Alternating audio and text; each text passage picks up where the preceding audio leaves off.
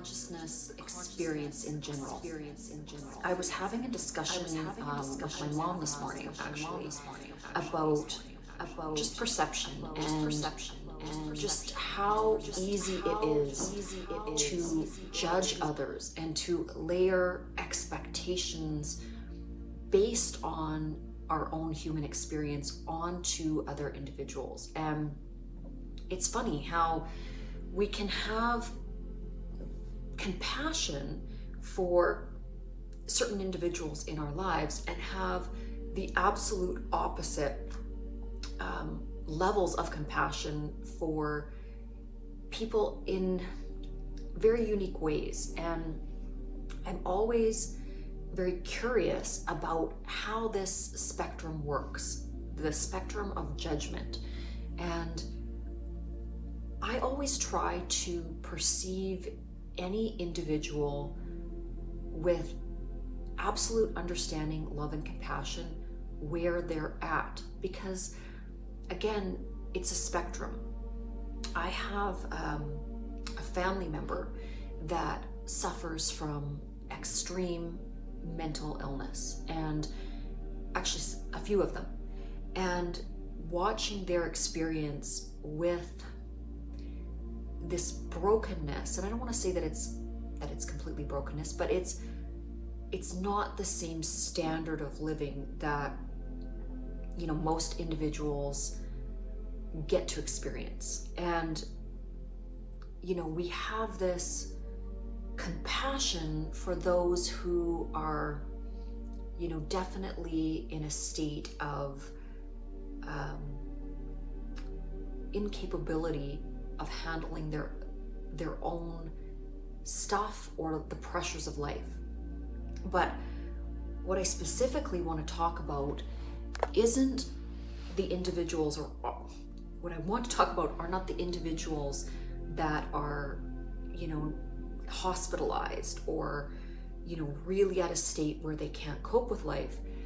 What I want to bring up in this particular video are the people that are in between.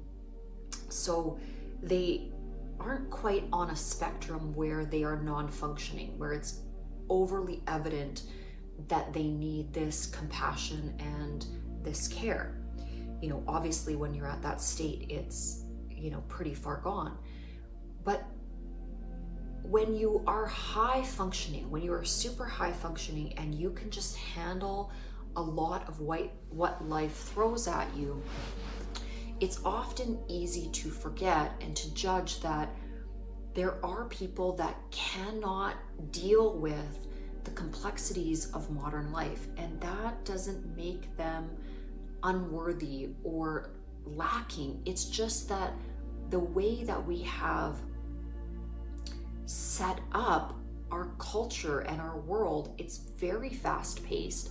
There's a lot of expectation jammed into 8 or 10 or 12 hours. What we are expecting the human consciousness and the human body to do for this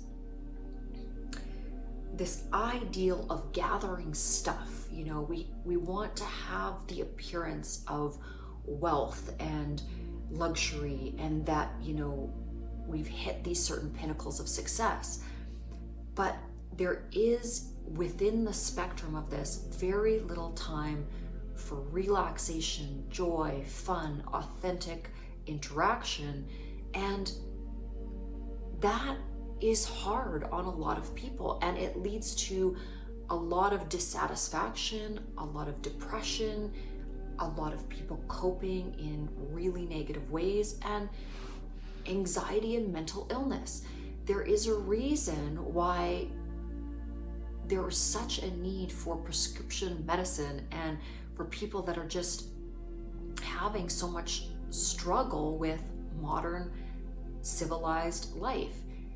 Again, there's a tremendous amount of expectation that is forcibly pushed on human beings in terms of what equates to a quote unquote good human being. And again, it kind of comes down to value. So in the workplace, those that can outwork others, those that are, you know, stay on their grind, that are really hyper focused and can sort of squeeze themselves into this robotic box, are put on this pedestal in terms of society. These are the achievers, the overachievers, the people that get things done. And that is one element of human beingness.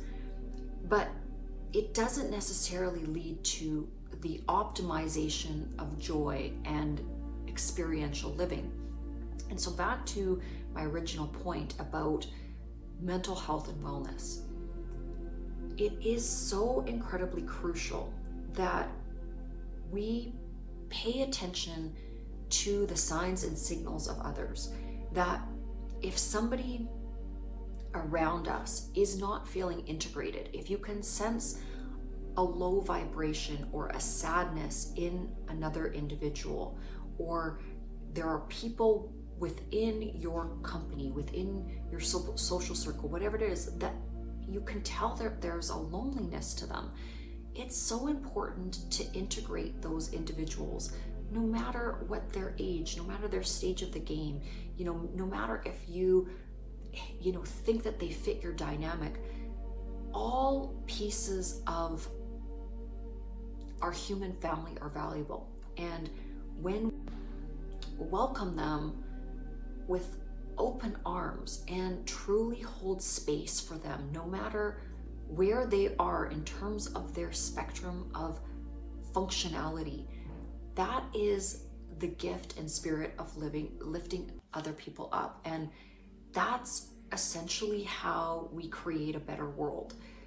You can't create a beautiful existence by sequestering yourself into this isolated group of, you know, the cool kids, or whatever you want to call it.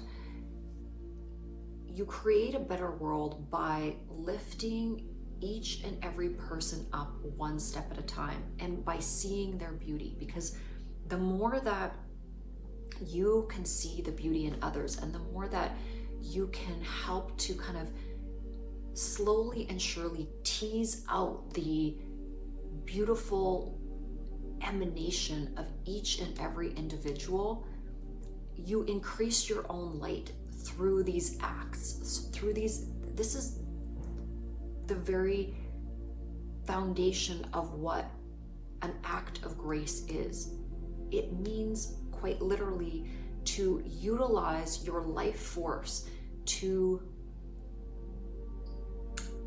through right action, through spiritual devotion, help others heal.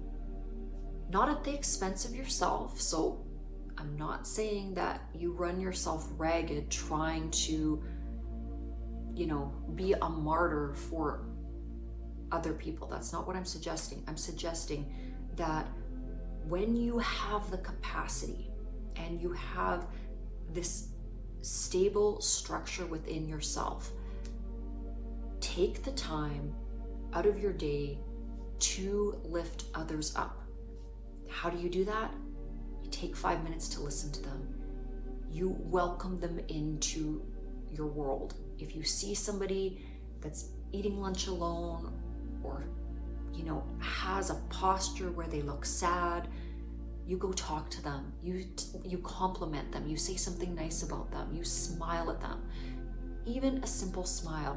Walking through the grocery store and you see somebody that looks like they're kind of down on their luck or having a bad day, you know, tell them something nice.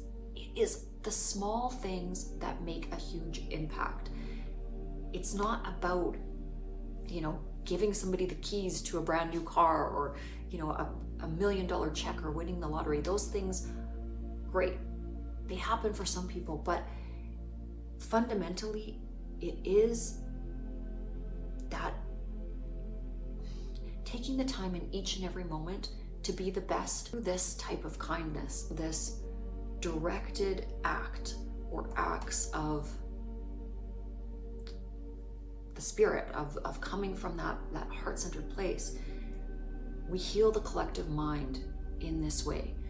When we can teach others that the world is not a terrible place, we allow human consciousness to soften itself, to become more gentle with each other, to hold space for each other, to, again, call home the gentler parts of our nature.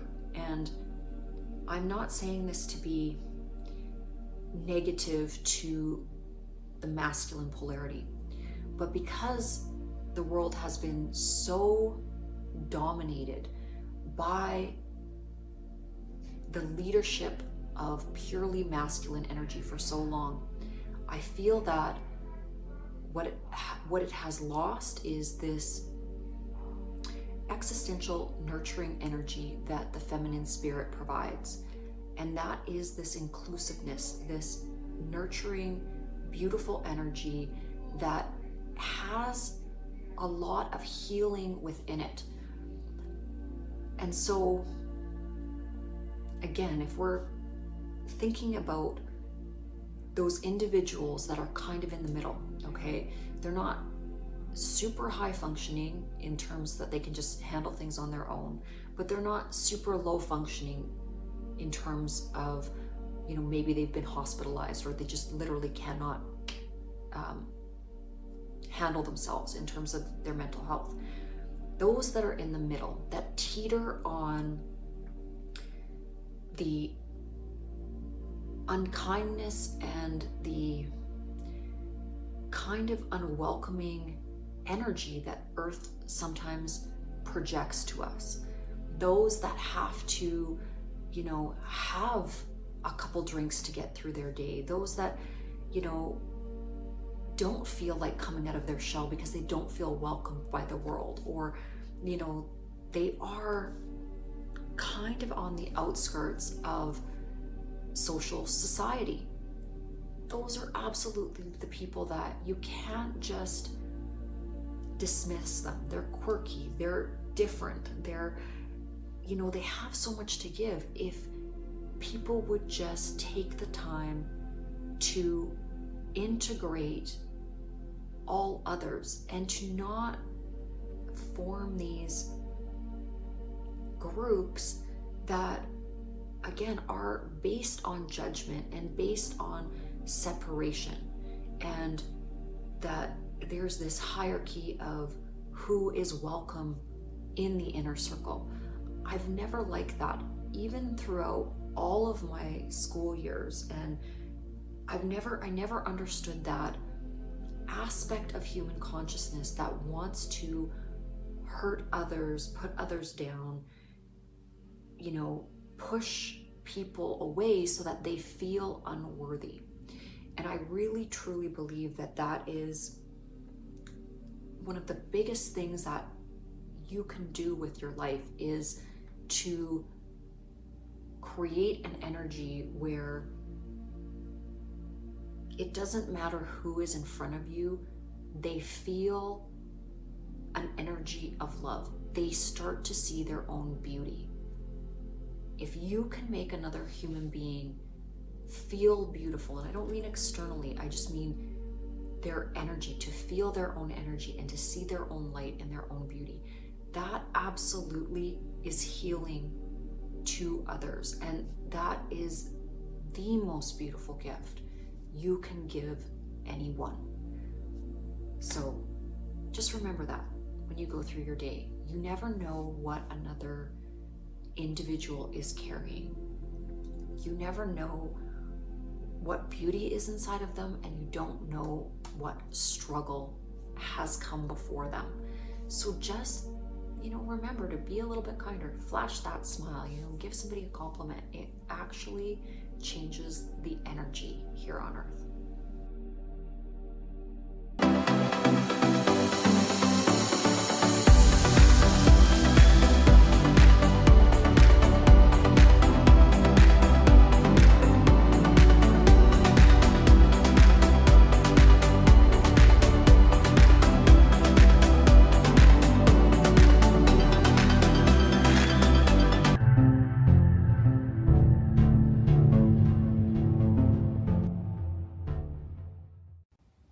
guys, it's Barb with Inspire Me 360, and I want to talk about eradicating the energy of doubtfulness. And essentially, this is really what faith is. And so often we get in our own way in terms of manifestation. And this is a huge issue here on earth in terms of human beings. Human beings are so complicated when it comes to really blocking themselves off from this energy of creating everything they want. And if you understand that thoughts are energy, and thoughts actually out manifest, and once you have grasped that fundamental concept, then you need to pay extreme attention to the things that you are doubtful of. So when you have maximized your trust, maximized your faith in your divine path, there shouldn't be any room for doubt when you just know that what is destined for you is always going to appear within divine timing. But keep in mind that every time you have this doubtful energy, you actually slow down the process, because essentially what you're doing is you're sending out an alternate current that is, when things are, coming into alignment and being magnetized towards you in this magical divine way, the quantum field or creation is essentially moving the pieces around so that it is going to fit the structure of those dreams and wishes and desires that you have. But what a lot of individuals that are stuck in this lower vibrational state will do is that they're continually kind of waiting around, or stomping around in this energy of self-doubt. So, maybe they think that they're not worthy of these things. How could these amazing things happen to me? Why am I good enough to get these things? Or, they fall into that past experiential pitfall or, trap that essentially, because they've experienced things not working out for them in the past, they assume that the exact same thing is going to happen. So they get in this totally blocked energy. Instead of seeing the beauty and the magic that is happening in front of them, they send themselves back to this past version of themselves where, again, something didn't work out, or many things didn't work out, okay? And I'm guilty of this as well. I haven't had everything go absolutely right in my lifetime, but I've had a lot of things go really, really amazingly in the last couple of years. And I know 100% it is due to the changes that I have made in the way that I synthesize my thoughts, the way that I'm very, very diligent in picking up on my own lower vibrational energy. And it's pretty easy to do. Anytime you start doubting the process, anytime you start doubting God or doubting the immenseness of the entire, infrastructure of creation, because I think that we have this flawed idea that things are supposed to be hard and miserable, and that life is like this test all the time. And yeah, there are lessons, and yes, there are tests, but the tests and lessons are really this ascension process. And as we move from one obstacle to the next, it's going to get easier as we really realize what this, school of earth is all about. And it is about remembering. It's about remembering our divine nature, remembering our oneness with our creator, and the oneness of the love and the light energy. And that is that total belief, that faith, that beautiful energy that basically makes everything amazing. And that's how life is supposed to be. So I just really want to drive this point home, that if you are having a down day, if you are feeling you're in that lack mentality, or if you have this belief like, hey, everything bad always happens to me, well, that's what's going to happen to you. That's the signal you're sending out. You're sending out the signal, everything bad always happens to me, or I always get sick, or, people don't like me, or people don't want, whatever this negative vibration that you are sending out, you're calling that forth towards you. So any of those doubts are creating your existence. So you just have to learn and practice this over and over and over again. I know it's hard, okay? And it doesn't matter what it is, right? So let's look at it in terms of your career and business goals, financial goals, those kind of things, purpose-based goals. If you are not in the perfect situation that you want to be in, you have to believe that the universe is capable of building your dream life for you. And once you have surrendered to the fact that you are worthy enough of having that dream life, and then you start to put in motion all of the things that are going to, these actionable steps that are going to create that for you. And again, anytime that doubtful energy, that lower vibration creeps into your mind, when you start to feel frustrated, angry, irritable, jealous, or sad that you're not where you want to be, stop thinking like that. Get, whether it's journaling, whether it's doing a little bit of meditation, listening to something inspirational, change your mindset as quickly as possible, and then start to focus on all the things that are going really well. This is where gratitude comes in. Start making your list. What are you grateful for? What has Spirit giving you? Do you have a house? Do you have your health? Do your legs work? Do your arms work? Can you swallow your food? Does your hair look great today? Do you have an amazing mom and dad? And all of the different things. When you start making those lists, you'll see that actually there's a ton of things that are in your life that are extremely beautiful and really prove to you that the universe does care about who you are and what you want. Then, okay, let's look at relationship stuff. So let's say you're trying to manifest a really amazing friend group, and this hasn't always been easy for you, or whatever it is. And I know I've talked to a lot of girlfriends about this, and a couple of them will, say to me, well, I just don't get along with people, or, I just can't make friends easily. Those kind of statements are really negative, because when you think those things, that's what you create. That's what out manifests. So you've got to change your dialogue, your internal dialogue, and also what you say to other people. The way that you speak about yourself is so powerful. So it's not that you have to go around bragging and say, hey, everybody wants to be around me and everybody's going to want to hang out with me. That's not what I'm saying. But inside, you can really say, hey, I'm an amazing person. I'm a great friend.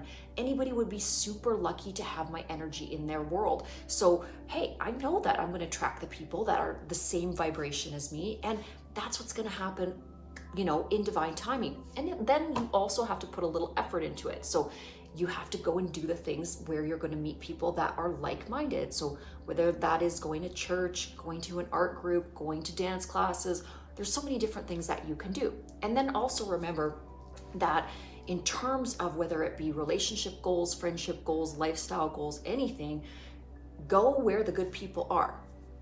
I'm going to say that again. Go where the good people are. You want to be around good people? Go and do things where people are in their high vibrational energy. If you go around people that are drinking, doing drugs, doing things that are healthy for them, you're going to have low vibrational experiences. It just is what it is. It's common sense. So again, hold yourself responsible to pushing yourself and putting yourself in situations that attract high vibrational people with expanded consciousness, people with big ideas. Obviously anything to do with higher education is amazing. I've always loved amplifying my educational background. I find this is a great way to make friends and to really magnetize towards a lot of like-minded people. Okay, let's talk about relationships, because of course, if you are watching this channel, you probably are tuning in to some degree because of the whole relationship question. So how do you magnetize or bring that energy, that attractive energy, and bring that perfect person into your life?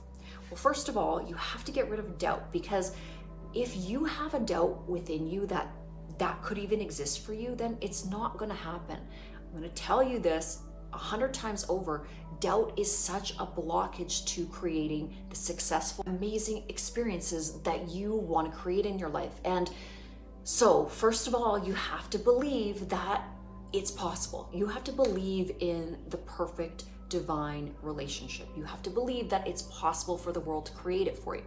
I know so many people, especially in this category, countless amounts of people that have just stopped believing that divine love exists. Unfortunately, my mom is one of them. It breaks my heart. I've had multiple conversations with her about this, and she just doesn't think it's possible. And so therefore, it's never happened for her. And even though it makes me a little bit sad that that's the standpoint that she takes on that, I have completely accepted that that is where she is at. And again, a lot of friends, a lot of family will, they'll go through a really hard breakup or they'll go through a divorce, and they carry this baggage with them of, okay, there was so much pain involved in that, or I've gone through a few really, really rough relationships and some people have really hurt me. And so therefore, I'm not going to do this anymore. I've taken myself off of this idea or away from the idea of this perfect person or this divine counterpart. And you know what? If you've done that, that's what you're going to experience. The universe can only provide for you what you are asking it to give you. And if your belief is, again, this doubtful belief or this idea that it can't possibly happen to me, then it won't happen to you. And everything changes the moment that you just start seeing and existing in your own divine beauty. You just realize, you know what, I'm a really amazing person. I have a lot to give, and I trust solely and 100% in what God is putting together for me. And it doesn't, you don't have to say it that way. You don't have to believe in, quote unquote, the word God. It doesn't matter what word you use. It is this energy of spirit, this beautiful energy of unconditional love. And you just have to believe that that is in existence, and that is the foundation of all creation. And it's an energy. It's this beautiful high vibrational frequency. And it doesn't matter what religion you come from. It doesn't matter if you only like science, and that's fine too. Just look at it from that idea of unconditional love, this very, very high vibrational magnetic energy, utilizing that consistently in your thought forms, in your dialogues, in your daily activities, in everything that you emanate. And not just great, phenomenal, mind-blowing miracles will come towards you. I promise you. Things that don't even make sense will start happening in your life. And once you see the shift in this, you're going to buy in. That's the buy-in. When the first faith or step in faith you have to make is to simply change your thoughts and change your speech and that inner dialogue. And with those micro adjustments, wonderful things are going to happen. And once those wonderful things start to happen for you, don't jump back into doubt and don't jump back into bad habits. Really do a daily check-in on the way that you're feeling, the way that you're existing, the way that you are projecting what you are onto the external world, and what conversations you're having with others. Stay away from conversations that are, you're the victim, or you're cutting other people down. Anything that has negativity in it or infused into it, even sarcasm, stop it for the sake of your own life. These are the small micro adjustments that you can make that make a huge difference. So I don't want to ramble on and on about this, but I just want, my soul's desire is that everybody, each and every individual, could find their perfect life path and have incredible amounts of love in their life. So much love that it spills over, and they just, again, become this beacon of light to lift others up. And again, this is why I talk about these things. These are the things that, are the core passions of my soul's purpose. So don't have a hard day. Don't get frustrated. If you are having kind of a bad day, pull up your boot socks and get back to work. Go back to square one if you have to. Start with the gratitude. Start with making, lists about what you want to see manifest in your life. Use some things that, again, get in the habit of doing, because doing is great. Doing gets you out of your mind, and into the actual, actionable steps. And it will create waves of beautiful things for you. And yeah, that's pretty much it. I don't have to go on and on about it, but have an amazing day. I know I'm having an amazing day. Lots of phenomenal things are happening, and it's all faith. It's all this beautiful faith in the quantum field, spirit, God, whatever it is. So I'm gonna sign off, but I will likely see you in the next video.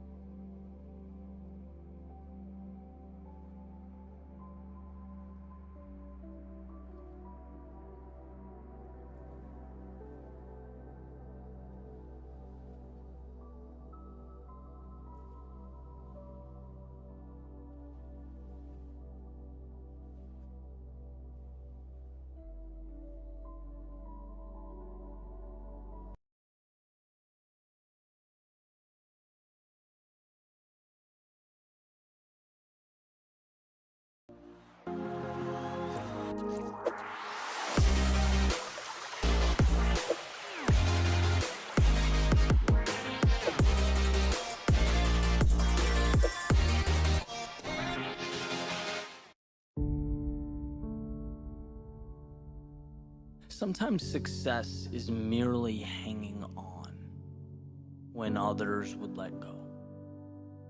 Not doing anything spectacular or out of the ordinary. Not leaping a mile or jumping over a mountain. But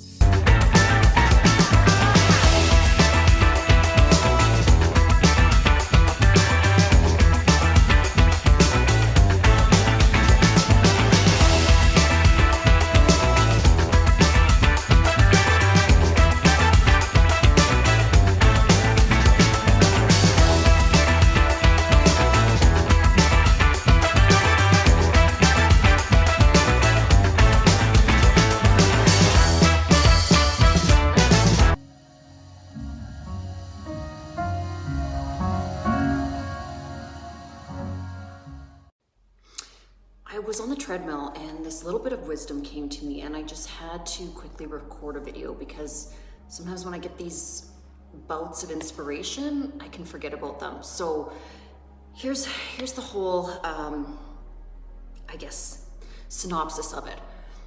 Anytime that we get offended in life, it is not it's not the energetic vibration of unconditional love. So anytime your ego is offended by anything, it is truly a trigger, and it's something that you have to look at. So it doesn't matter, well, usually, it's gonna be a person that offends you. And if something about their behavior is really getting under your skin or making you feel like you would act differently to them or change your behavior towards that particular person in a way that you would not normally act to somebody that really didn't matter to you, then right there, that is a really good indicator that somebody has offended you, or that they kind of have an energetic hold on you. Not that this is bad. There's nothing wrong with an individual having some sort of energetic hold on you. Sometimes it's actually a really good thing, and it's actually a very divinely orchestrated energetic connection. It is meant to illuminate something within your soul's matrix that may still be distorted and not in line with that energy of unconditional love. So let me utilize a few examples to any of you guys out there that, in terms of how this may be affecting your behavior, your mood, your actions, your vibration throughout the day.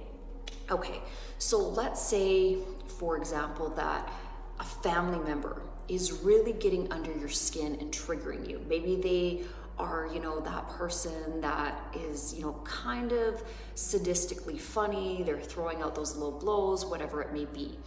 They may be in your energetic realm to highlight to you or your ego some of these lingering energies that may make you feel, insecure or unworthy or not good enough. Because if you truly have this really high vibrational sense of self, it doesn't matter what anybody is going to say to you, you will not be offended by it.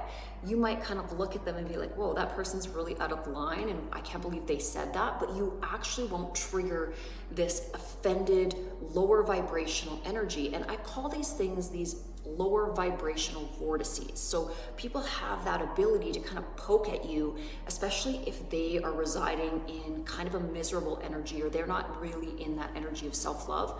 They can kind of jab at you, and they do this almost subconsciously or without knowing it, and some people do it completely intentionally as well. But what they're doing is trying to trigger you to drop down or debase yourself and kind of join them in this misery. Remember, misery loves company, and if they can get you in that same vibe, then they feel a little bit better about themselves. So you have to be a little bit wiser in terms of your illuminated energy and this path of ascension. You've got to look at it for what it is, come at it with love and compassion. You can either verbally be very loving and compassionate, or you can just be internally loving and compassionate and just be like, okay, this person over here is doing their thing. Maybe they're in this little vibration of nastiness. They have their little negativity vortex going over there, but I'm just going to move away, send them light and love, and let that be. Now, in terms of, friendship dynamics, again, a lot of times friends can project or try to trigger you. If they're in a low space, they can send that guilt energy over to you. You're not doing enough, you're not being a good friend, on and on and on. Again, this is that lower energy vortex that is trying to suck you in. If they see you really rising up, really in your element and shining, even your bestest friends, even those people that you love so very much, can still try to pull you down if they are not in their own sort of high vibrational energy. Don't be frustrated with them. Don't get mad at them, because again, anytime you go into that energy, you're kind of following them down that path of descending energy.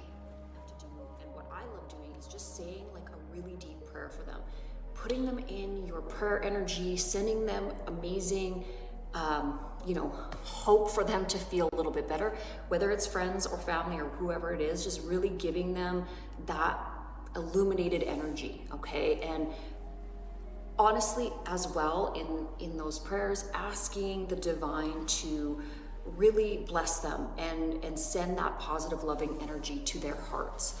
Now, here's the other thing. If they are, totally acting crazy, you do have to move away from them. Friends or family, if they're just in this chaotic energy, the best thing is for you not to, again, gravitate to that chaotic energy. You don't have to save anyone. And I know even for myself, I have definitely had lots of times where I'm in chaotic energy myself. I don't want to say lots of times, but I have been there. And I've noticed when I was in those very kind of low points in my life that a lot of people kind of moved away from me. And at that particular time, I was like, what the heck? I mean, they're not being supportive. But now I understand that solitude and that isolation was actually the divine giving me my own space to work through my own shit, okay? And it was a good thing. It was actually such a blessing for me. So don't feel bad that if you have to pull away from somebody that is, again, in their own stuff, working through their own traumas and triggers and all of these different things. Sometimes the best thing you can do is give them space so they can heal on their own. Because again, this is a personal journey, this thing called life. Okay, now, in terms of those romantic relationships or relationships that are in that, that whole genre. If somebody that you know of, somebody you like, somebody that you are potentially seeing, or even, your spouse, whatever it is, your wife, your husband, if you are treating them extremely differently, or if you're finding that your consciousness is really getting wrapped up in that individual in a way that you would never get wrapped up in somebody else, or somebody else's behavior, say for example, they don't message you back right away, or maybe they are not, being attentive enough to you, or they're not paying attention to you, those kind of things. That is the ego kind of being a brat, wanting to, again, take energy from another person in this romantic way. Now, of course, there are agreements that we make in these relationships and these boundaries that everybody has to kind of, exist within. But those are the agreements that you set out, especially in these romantic relationships, should be set out in the beginning in terms of what your expectations are with each other and what works for you. And if you're not setting these expectations, you're kind of setting yourself up for some type of failure, because you can have one person on this side that expects a whole lot of attention and another person on this side that really is a lone wolf and doesn't like a lot of attention. And if you don't have this kind of dialogue before you get into the whole situation, again, it's just, you need to talk it out and make sure that, again, you are in alignment, because everything is alignment, everything is balance, and communication is key. But if you're in kind of a stressed energy, because again, somebody is triggering you, it is not them that's triggering you, it is you that is triggering you. And it is, again, this offended energy. If you're getting offended or you're getting your feelings hurt, again, that's the ego whose feeling is hurt or whose feelings are hurt. Okay, at a higher soul level, you don't have, feelings that get hurt. It's just all love, and it's just all, divine communication, and it's a very joyful, blissful, peaceful experience. So that is like the hallmark calling card of the ego is its, ability to get offended. Somebody says something, it's offended. Somebody doesn't, looks at you wrong, it's offended. Somebody's, acting a certain way and you're offended. So just really start to pay attention. Every time you get a little bit offended, circle it back. Don't look at the projection on the external world. Don't look outside of yourself. Take that example, bring it back in, reel it back in, and start to really dissect what about it you were offended about. And then, as a comparative analysis, look at somebody that you don't, maybe, you're not trying to get something with. You're not trying to lock them down. So another way to look at this is in this fashion. Okay, so I like Sally a lot. I really think Sally's wonderful. I want to have a relationship with Sally. Okay, and Betty over here, she's fine. She's my friend. No attraction whatsoever. Betty's a nice chick. I like her when she chats with me, whatever. But Sally, I'm really digging Sally. So anytime Sally is going to interact with you, you're going to get really triggered, because of course you want something from Sally. You have a desire for Sally. But anytime Betty interacts with you, it doesn't matter what she does. Betty is just whatever, she's chill. You have no energetic tethers to Miss Betty over here. So when you're trying to calm yourself down about Sally and what's going on with Sally, think about Betty. Bring it back to Betty. Okay, how do I react when Betty contacts me? So that will help you equalize your behavior and also calm anything that is bubbling up from the ego in terms of how you deal with individuals. It should always be this kind of calm, peaceful energy, and it shouldn't have these crazy energetic tethers, because remember, the energy of unconditional love is unconditional. And the energy of love is patient, it's kind, it doesn't get angered easily. It's not a frustrated energy. It's just a beautiful, calm, gentle, compassionate, merciful, graceful energy. And that's the whole purpose, the whole idea of why we came to Earth is to learn to make this unconditional loving energy our dominant vibration. And that's how we utilize, or how we kind of step our way up on that path of ascension. So I don't have to go over this again and again, guys. I think I gave you a pretty good example. I think that is enough of a lesson to be able to get over whatever's triggering you in terms of any type of relationship. Again, utilizing our example of Miss Sally and Miss Betty, just try to think of them on the same playing field. And if, again, it works for the guys too, But if, again, you're having a little bit of a hard time with this, then focus back on the self. Focus on the things that you can do to improve yourself. Anytime you are working on self-improvement, you're in a really good energy. Anytime you're learning something, anytime you are communing with friends, family, sharing your gifts, sharing your soul, all of these things put you in a really high vibration. And it is this flow state where we stop the process of analysis and we get out of the logical mind and we just start doing because of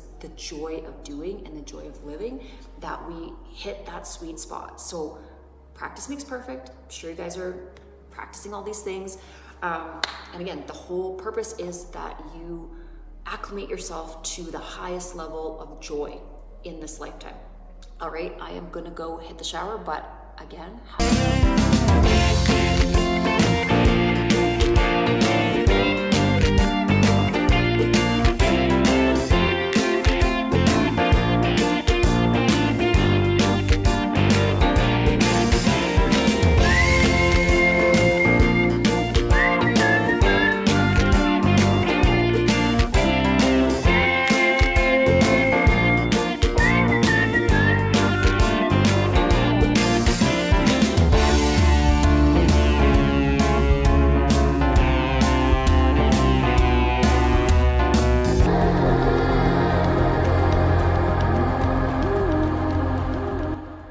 one more video. You can probably tell I'm a little bit tired today. I didn't sleep very well last night and my hair is a total mess. Not that it matters, but anyways. This kind of came to me in the middle of the night, and it was just something that really hit home for me in terms of being something that I needed to hear, and maybe, you know, some of you individuals out there that are watching. So it's kind of the concept that the real you is in there somewhere. And this real you is the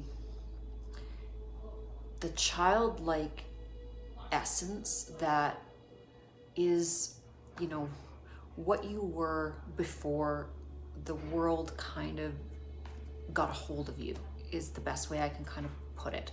But essentially what happens from childhood as we go and move into this adult lifestyle, this adult world, is that we have to, by the nature of this world, build walls and boundaries and barriers and essentially layers around the real us.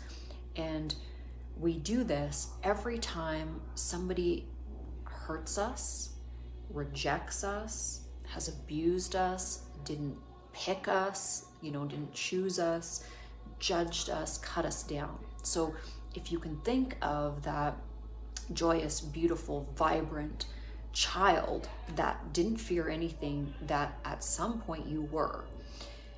Again, sometimes you may have to think back a long time, but I can distinctly remember, you know, multiple times where as a child, I was kind of stopped in my tracks and felt the energy of being unloved and rejected. So it's this rejection, and it's the absorption of that external experience of unloving, unkind behavior.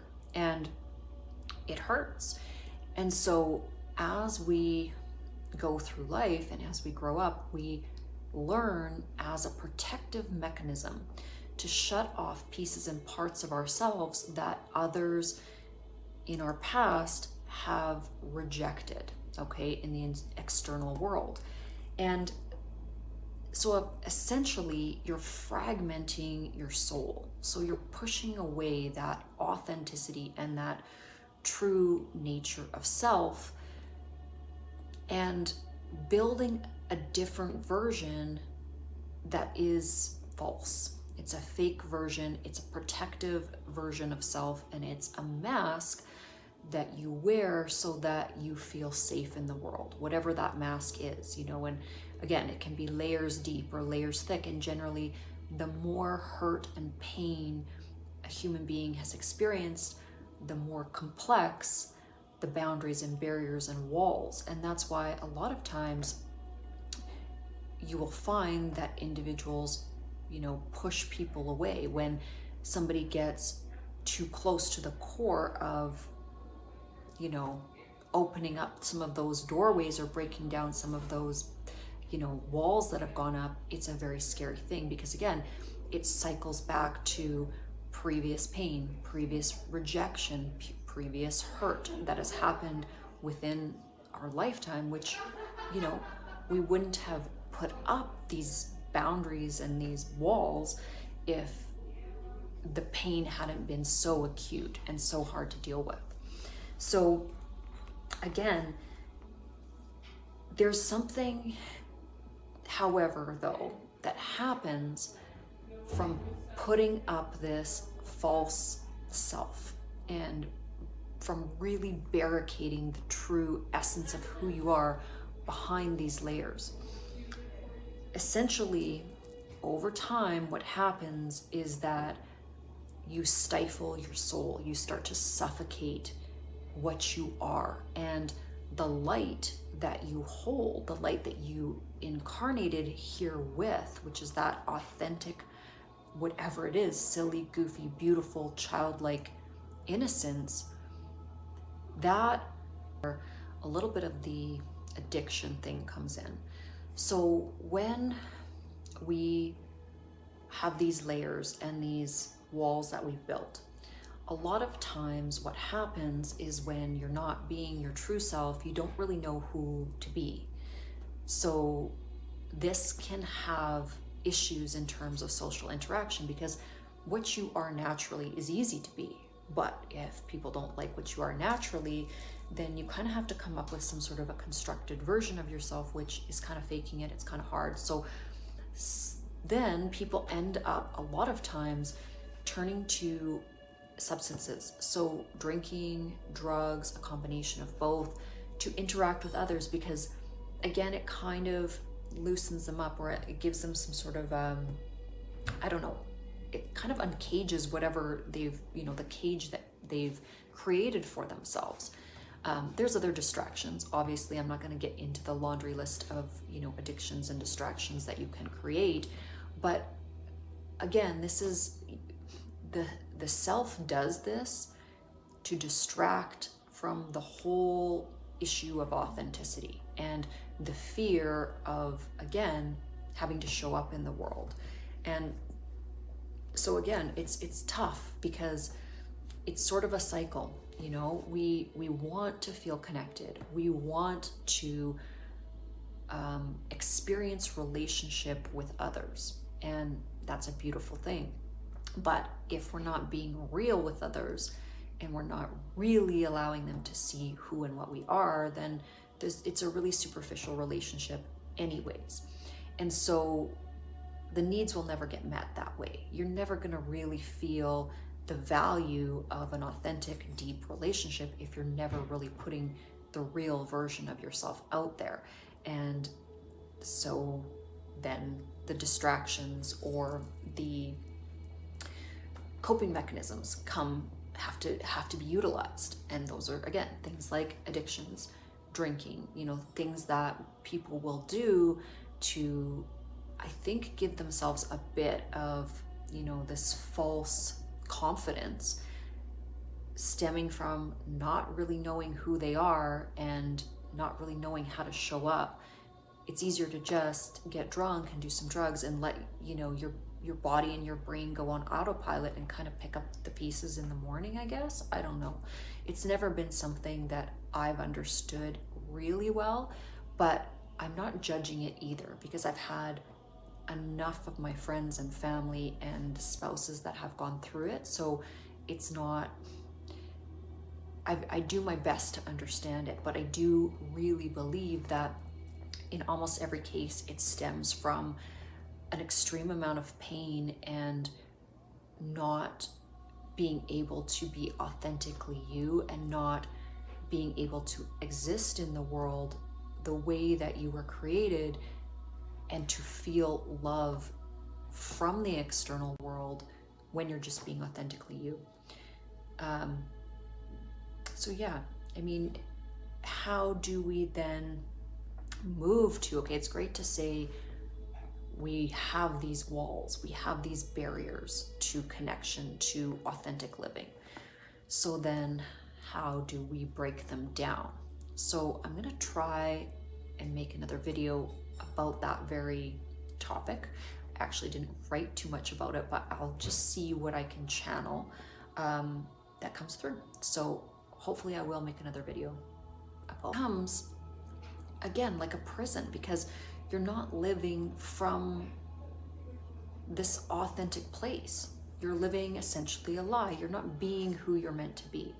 And that fragmentation will destroy you. It will lead to addiction. It will lead to mental illness. It will lead to a whole host of, relationship issues, friendship issues, family dynamic issues, because when an individual cannot be their real self, when you can't be the real version of who you are, you're not alive. You're essentially walking around as a zombie. You're just pretending, right? You're continually pretending to be something that you aren't.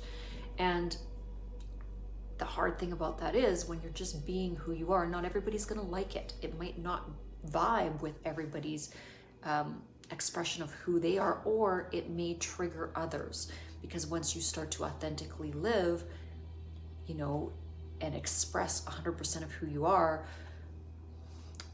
those that are not doing that are still living in fear, that are, wherever they're at, they're going to get triggered by that, because authenticity, it has and holds a certain vibration, and to a lot of people, that authentic, real expression of self, it's scary. Okay, it comes with a lot of responsibility. So if you're moving into this season of authenticity, you may trigger people. So just a little warning on that.